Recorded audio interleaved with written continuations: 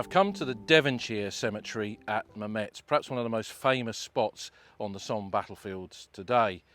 And I'm standing by a modern memorial that records perhaps one of the immortal epitaphs of the First World War. On the top is the cap badge of the Devonshire Regiment, and beneath that epitaph, the Devonshires held this trench, the Devonshires hold it still, because on the first day of the Battle of the Somme, the 1st of July 1916, the 8th and the 9th Devons attacked from near where I'm standing now towards the village of Mametz on the first day of the Battle of the Somme, and brought their dead from the attack on that village to an old disused trench to be buried here in Mansell Copse. And in this film we're going to look at the story of the 9th Devons and their attack on Mametz, and the burial of the dead here in the Devonshire trench, and the story behind this immortal legend: the Devonshires held this trench, the Devonshires hold it still. We've come up to the high ground above the village of Mametz here on the Somme battlefields, and the 8th and the 9th Battalions of the Devonshire Regiment, and we're going to focus on the 9th, were New Army, Kitchener's Army battalions that had been formed in Devonshire in 1914. And unlike many of the Kitchener's Army men who came to the Somme in 1916, they'd fought in the Battle of Loos the previous year. So they were veterans compared to some of the other units that were here on the eve of this great big push. And on this ground here, out towards where the trees are just behind me, was quite a complex area of front line, which the 9th Devons moved into this sector in the approach to the Battle of the Somme in 1916. And they held the line here for many months, getting used to this bit of ground. Mansell Copse, which would be part of their frontline positions just down the slopes to my left, was named after one of the officers of their battalion who was killed in that area in February of 1916. And they then prepared for the attack on Mametz village. This was the first day of the Battle of the Somme, the beginning of the great push, when on an 18-mile front the British advanced from Gommecourt in the north to Montauban in the south, with the attack on Mametz being in the southern sector of the Somme front.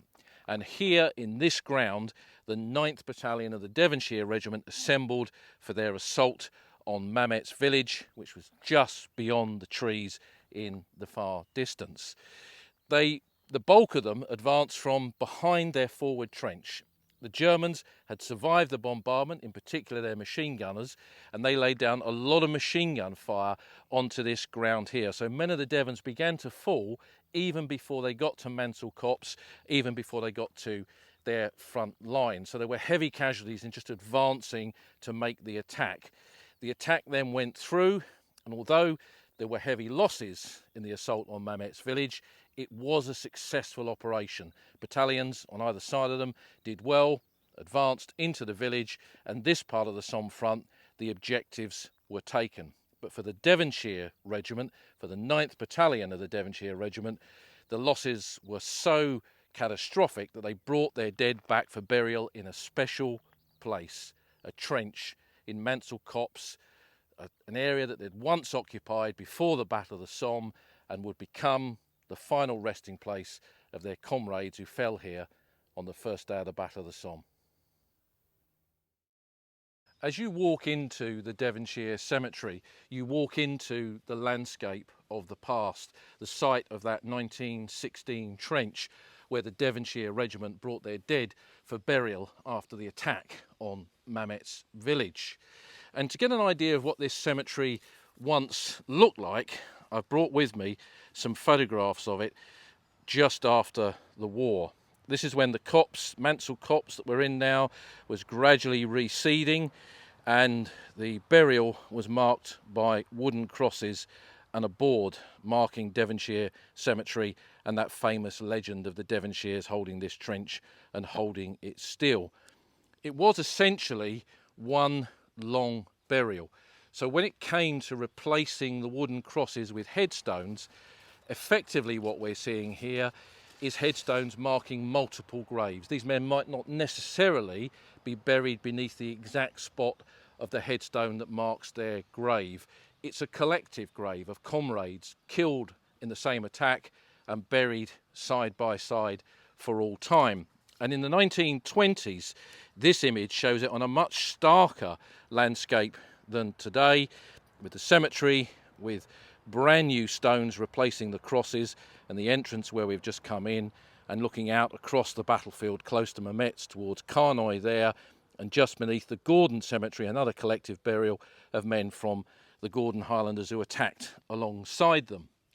But the cemetery that we see today contains the dead from that attack. A couple of men from other units that were buried here subsequently, but graves that reflect the men who served, from the new army recruits, Devonshire lads who joined up in 1914, the officers who commanded them, took them into battle that fateful day of the 1st of July, and men who joined in between the Battle of Lewes in 1915 and the first day of the Somme, replacements who often came from other parts of Britain or the West Country, which is very typical of how the army began to change in 1916. And the Devonshire Regiment, the battalion, might not always be made up of Devonshire men. But here, I kind of think that that doesn't matter, because having served together under the same cap badge, these men lie here for all time as Devonshire's holding this trench and Devonshire's holding it still.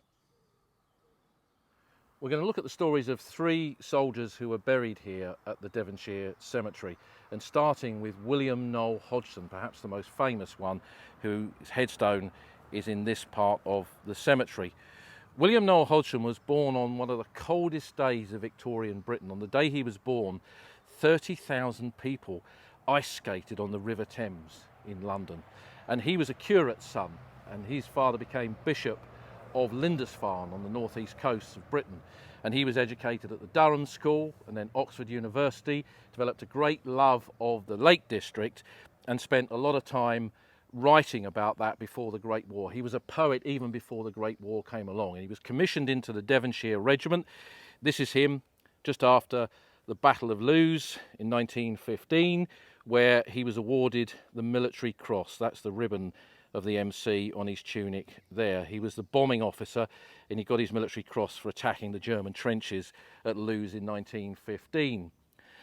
He wrote a lot of poems in the lead up to the Battle of the Somme, which were quite pessimistic, and I'm not going to read them now. They're well known, and you'll find many accounts of them right across the internet. But essentially in the poem he asks, "Help me to die, O God." There was almost a kind of inevitability about what was about to happen here at Mametz on the first day of the Somme, which you see reflected in the attitude of several of the officers, including William Null Hodgson.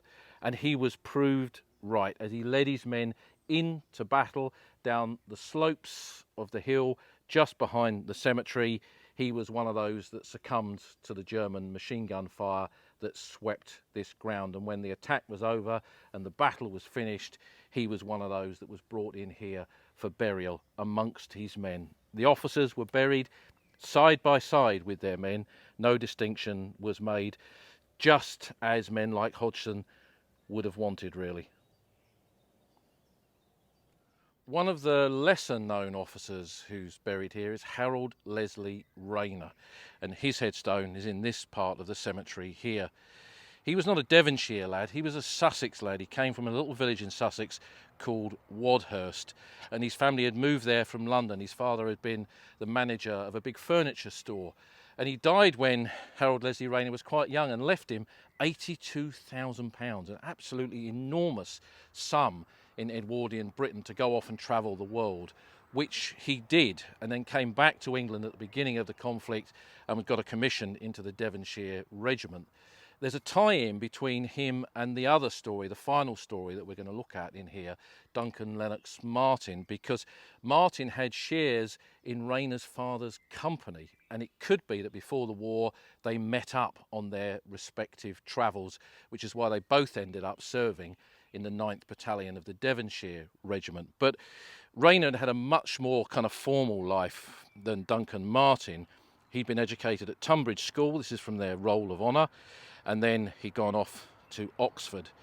He was, like William Null Hodgson, I guess these are all lost voices of the First World War, what they've gone on to achieve, what would they have gone on to be later in their life, but their lives were cut short here. Raina actually got through Mansell Copse, got through the British front line into no man's land and began to fight his way through the German trenches on the other side of the gully that was just that far side of Mansell Copse, and that's where he was killed.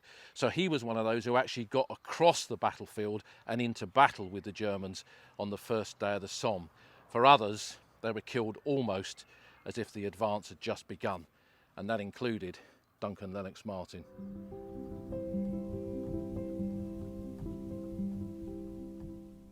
As the machine guns began to blaze just after 0 hour on the first day of the Somme, the Germans caught a lot of the Devonshires in the open, including some of their first casualties that were suffered on the ground just behind where the cemetery is located today. And one of those was Duncan Lennox Martin. And he's buried here at the end of Devonshire Cemetery in this collective grave. And this photograph is of him just before they sailed to France in 1915. Duncan Martin was an unusual character. He was born in Algiers and his father was an ostrich farmer. They had quite a fragmented early period of his life, and he was educated in a very small school in Somerset. He didn't follow the traditional route of public school and university. He may have been an artist in Cornwall for a little while, but he kind of disappears. He has those shares in Harold Raina's father's company, and that somehow links those two together. But there was a feeling that Duncan Lennox Martin was a spy before the First World War, an intelligence officer in some degree for the British government. There's no evidence of that, but one man in the battalion called him a secret service man in one of the documents that survives about Duncan Martin, and we'll probably never know the truth. But one thing we do know is the story of him that's explained by Martin Middlebrook in this classic account of the first day on the Somme, published in the 1970s after Middlebrook had interviewed so many veterans. And he tells the story of Martin because, like William Null Hodgson, there was a bit of pessimism.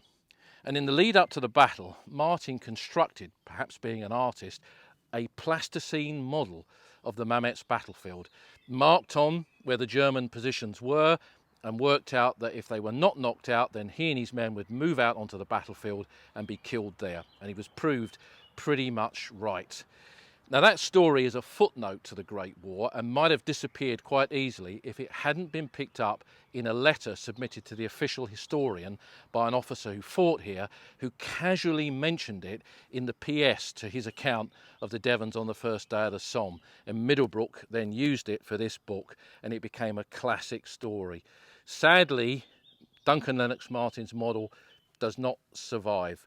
But here, at this part of the Devonshire Cemetery, he lays immortal like all the others, holding this trench and holding it still.